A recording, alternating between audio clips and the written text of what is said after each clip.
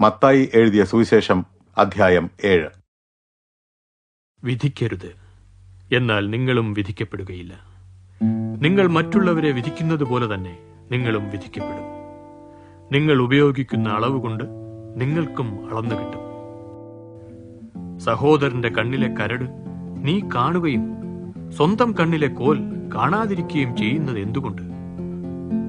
നിന്റെ സ്വന്തം കണ്ണിൽ ഒരു കോൽ ഇരിക്കുമ്പോൾ സഹോദരനോട് നിന്റെ കണ്ണിലെ കരട് എടുത്തു കളയട്ടെ എന്ന് പറയുവാൻ നിനക്ക് എങ്ങനെ കഴിയും? ഹേയ് കപടഭക്തനായ മനുഷ്യ, ആദ്യം നിന്റെ കണ്ണിലെ കോൽ എടുത്തു കളയുക. അപ്പോൾ സഹോദരന്റെ കണ്ണിലെ കരട് എടുത്തു കളയുവാൻ തക്കവണ്ണം തെളിവായി കാണുവാൻ നിനക്ക് കഴിയും. വിശുദ്ധമായത് നായ്ക്കൾക്ക് കൊടുക്കരുത്. നിങ്ങളുടെ മുത്തുകൾ പന്നികളുടെ മുമ്പിൽ എറിയുകയും അരുത്. ആ മുത്തുകൾ അവ ചവിട്ടിക്കളയുകയും പിന്നീട് നിങ്ങളുടെ നേർക്ക് തിരിഞ്ഞ് നിങ്ങളെ ചീന്തിക്കളയുകയും ചെയ്യും. ചോദിക്കുവിൻ, എന്നാൽ നിങ്ങൾക്ക് ലഭിക്കും. അന്വേഷിപ്പിൻ, എന്നാൽ നിങ്ങൾ കണ്ടെത്തും. മുട്ടുവിൻ, എന്നാൽ നിങ്ങൾക്ക് തുറന്നു കിട്ടും. ചോദിക്കുന്ന ഏവനും ലഭിക്കുന്നു, അന്വേഷിക്കുന്നവൻ കണ്ടെത്തുന്നു, മുട്ടുന്നവന് വാതിൽ തുറക്കപ്പെടുന്നു.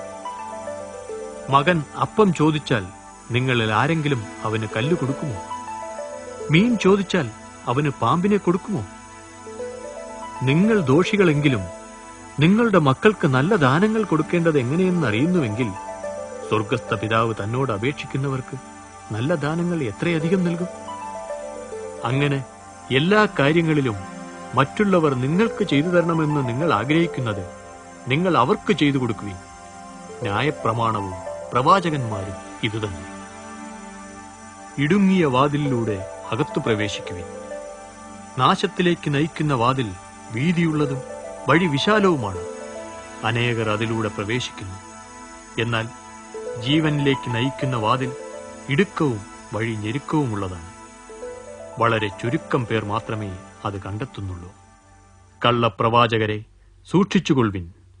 അവർ ആടുകളുടെ വേഷത്തിൽ നിങ്ങളെ സമീപിക്കുന്നു, ഉള്ളിലോ അവർ ക്രൂരരായ ചെന്നായ്ക്കളാണ്. അവരുടെ ഫലം കൊണ്ട് നിങ്ങൾക്കവരെ തിരിച്ചറിയാൻ കഴിയും. മുൾച്ചെടിയിൽ നിന്ന് മുന്തിരിപ്പഴവും ഞെരിഞ്ഞിലുകളിൽ നിന്ന് അത്തിപ്പഴവും പറിക്കാറുണ്ടോ? നല്ല വൃക്ഷം നല്ല ഫലവും ചീത്ത വൃക്ഷം ചീത്ത ഫലവും കായ്ക്കുന്നു. നല്ല വൃക്ഷത്തിന് ചീത്ത ഫലവും ചീത്ത വൃക്ഷത്തിന് നല്ല ഫലവും കായ്ക്കുവാൻ സാധ്യമല്ല. നല്ല ഫലം പുറപ്പെടുവിക്കാത്ത ഏത് വൃക്ഷവും വെട്ടി തീയിലിടുന്നു. അങ്ങനെ അവരുടെ ഫലം കൊണ്ട് നിങ്ങൾക്കവരെ തിരിച്ചറിയാം. എന്നോട് കർത്താവേ കർത്താവേ എന്ന് പറയുന്ന ഏതൊരുവനുമല്ല, സ്വർഗത്തിലുള്ള എന്റെ പിതാവിന്റെ ഇഷ്ടം ചെയ്യുന്നവൻ മാത്രമാണ് സ്വർഗരാജ്യത്തിൽ പ്രവേശിക്കുന്നത്.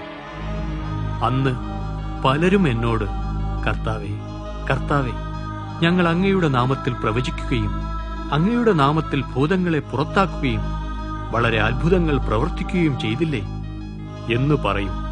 അപ്പോൾ ഞാൻ അവരോട്, ഞാൻ നിങ്ങളെ ഒരിക്കലും അറിഞ്ഞിട്ടില്ല, അധർമ്മം പ്രവർത്തിക്കുന്നവരെ എന്നെ വിട്ടു പോകുവിൻ എന്ന് തീർത്തു പറയും.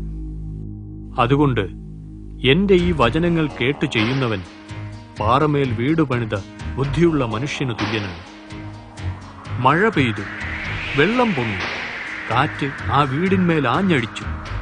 എങ്കിലും അത് പാറമേൽ അടിസ്ഥാനമുള്ളതായിരുന്നതിനാൽ വീണില്ല. എന്നാൽ എന്റെ ഈ വാക്കുകൾ കേട്ടിട്ടും അതനുസരിച്ച് ചെയ്യാത്തവൻ മണലിൽ വീട് പണിത ഭോഷനായ മനുഷ്യന് തുല്യനാണ്. മഴ പെയ്തു, വെള്ളം പൊങ്ങി, കാറ്റാ വീടിന്മേൽ ആഞ്ഞടിച്ചു. അത് വീണു, അതിന്റെ വീഴ്ച വലിയതായിരുന്നു. യേശു ഈ കാര്യങ്ങൾ പറഞ്ഞു കഴിഞ്ഞപ്പോൾ അദ്ദേഹത്തിന്റെ ഉപദേശത്തിൽ ജനങ്ങൾ ആശ്ചര്യപ്പെട്ടു. കാരണം അവരുടെ വേദജ്ഞനെ പോലെയല്ല, പിന്നെയോ അധികാരമുള്ളവനായിട്ടാണ് അദ്ദേഹം അവരെ പഠിപ്പിച്ചത്.